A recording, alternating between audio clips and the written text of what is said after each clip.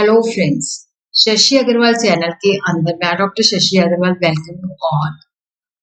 आज का जो हमारा सब्जेक्ट है दैट इज द ऑडिटिंग। हमारा जो चैप्टर है that is the internal control, internal check and internal audit. Previous video के अंदर हम लोगों ने इंटरनल कंट्रोल को समझा था। इंटरनल चेक जो है that is a part of internal control. तो इस वीडियो के अंदर जो हमारा फोकस रहेगा that will be on the internal check. तो एडुसम मेरी ऐप है जिसको आप गूगल प्ले स्टोर से बड़ी आसानी के साथ डाउनलोड कर सकते हो। ये जो ऐप है commerce, economics and management students को काफी सारा फ्री स्टडी मटेरियल और काफी सारे फ्री मॉक टेस्ट प्रोवाइड करती है। उसी तरह काफी सारे स्ट्रक्चर्ड एंड कस्टमाइज्ड कोर्सेज भी प्रोवाइड करती है। तो सबसे पहले हम देखते हैं इंटरनल चेक। इंटरनल चेक जो है that is a part of internal control. देखो इंटरनल चेक के अंदर क्या है कि जैसे एक ऑर्गेनाइजेशन है तो उसके अंदर जो बिजनेस ट्रांजैक्शंस होती हैं उनको इस ढंग से रिकॉर्ड किया जाता है। तो जो डिफरेंट क्लर्क्स की ड्यूटीज है वो इस ढंग से अरेंज की जाती है कि एक व्यक्ति काम करता है तो दूसरा व्यक्ति ऑटोमेटिकली उसको चेक करता है। तो सब कुछ एक ही पर्सन के हाथ में नहीं होता, अलग अलग लोगों को रिस्पॉन्सिबिलिटी दी होती है। तो इससे क्या होता है कि ऑटोमेटिक इंटरनल चेक रहता है।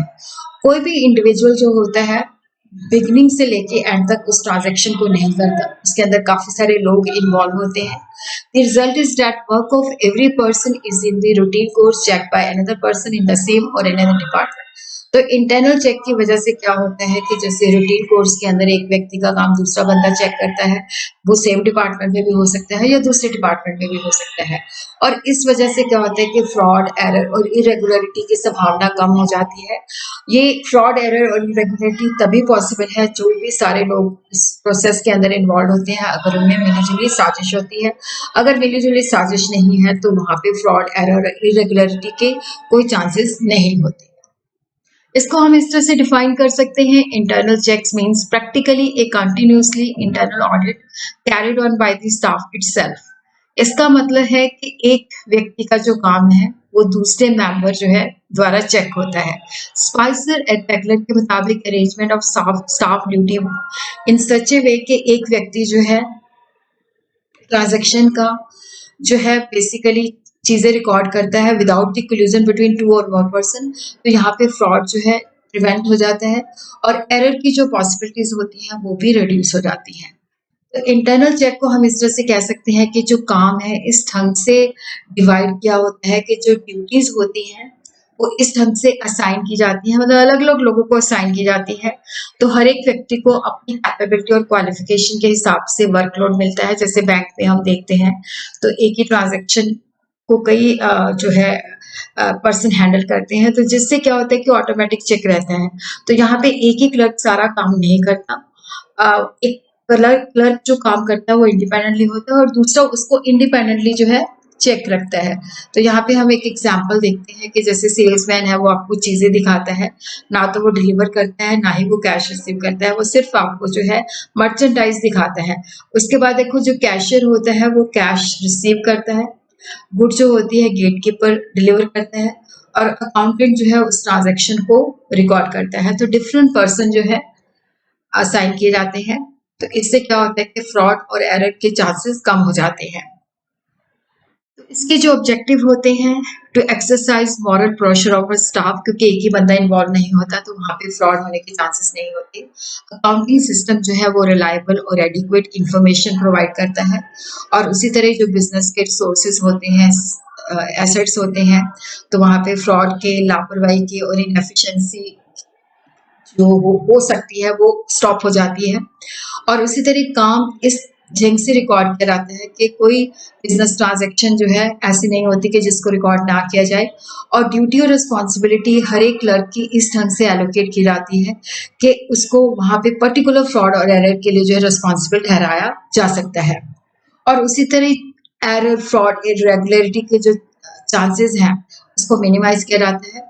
और देखो यहाँ पे क्या है कि अगर कोई फ्रॉड या एरर कमिट होता है तो उसको बड़ी आसानी के साथ इंटरनल चेक के अंदर जो है कैप्चर किया जा सकता है। प्रिंसिपल्स क्या है, देखो हर एक इंडिविजुअल की जो रिस्पॉन्सिबिलिटी होती है क्लियर कट होती है, फिक्स्ड होती है, पता होता है कि मैंने क्या काम करना है। और उसी तरह अथॉरिटी, ड्यूटी एंड रिस्पॉन्सिबिलिटी का हर बंदे को ज्ञान होता है जो उसको काम सौंपा गया है। और डिवीजन ऑफ वर्क जो होता है इस ढंग से होता है कि कोई भी सिंगल पर्सन जो होता है उस काम को अकेले कंप्लीट नहीं करता। इंटरनल चेक एक ऐसा अच्छा सिस्टम है जिसके अंदर क्या होता है कि एक व्यक्ति का काम दूसरा व्यक्ति ऑटोमेटिकली चेक करता है। और इस तरह इंटरनल चेक के अंदर क्या होता है कि देखो, जिसके पास बुक्स ऑफ अकाउंट्स होती है तो उसके पास कस्टडी ऑफ एसेट्स नहीं होती, रोटेशन होती है ताकि वो काम को अच्छी तरह ढंग से समझ सके। और उसी तरह क्या है कि यहाँ पे जो basically no clerk of the business should be relied too much कि उसको एक ही काम दिया जाता है, मतलब वो बिगनिंग से लेके एंड तक नहीं करता। और सेफ गार्ड प्रोवाइड किए जाते हैं, जो भी अनयूज चेक बुक्स होती हैं, इंपॉर्टेंट फाइल्स एंड सिक्योरिटीज होती हैं, वो प्रॉपर कस्टडी में होती है, ऑथराइज पर्सन की कस्टडी में होती है। और स्ट्रिक्ट सुपरविजन जो है रखी जाती है ताकि कोल्यूजन ना हो सके। Strict supervision should be exercise to ensure that जो भी इंटरनल चेक सिस्टम है उसको पूरा एप्लीकेबल होना चाहिए। और यहाँ पे क्या है कि कोई डेविएशन जो है परमिटेड नहीं होती, तो जो एस्टैब्लिश प्रोसीजर है उसी के मुताबिक करना है, या वो टॉप ऑफिशियल के द्वारा जो है प्रॉपरली सैंक्शन है। और इंटरनल चेक को समय समय पे रिव्यू किया जाता है। तो इसके बेनिफिट क्या है, एक तो क्या है कि स्टाफ मेंबर के अंदर उनकी कैपेबिलिटी के बेसिस पे काम डिवाइड हो जाता है। और यहाँ पे हर एक वर्क का काम जो है, वर्कर का काम दूसरा रूटीन में चेक करता है, तो एरर और फ्रॉड की जो डिटेक्शन हो आसान हो जाती है और मिनिमाइज भी हो जाती है। इंटरनल चेक से क्या होता है कि वर्क है वो एफिशिएंसी भी बढ़ जाती है। तो पता होता है कि दूसरा बंदा चेक करेगा, तो उससे क्या होता है कि फ्रॉड और एरर के जो चांसेस है वो मिनिमाइज हो जाते हैं। और प्रॉफिट एंड लॉस अकाउंट, क्योंकि जब सही इन्फॉर्मेशन है तो प्रॉफिट एंड लॉस अकाउंट और बैलेंस शीट जो है बिना किसी डिले के बन सकते हैं।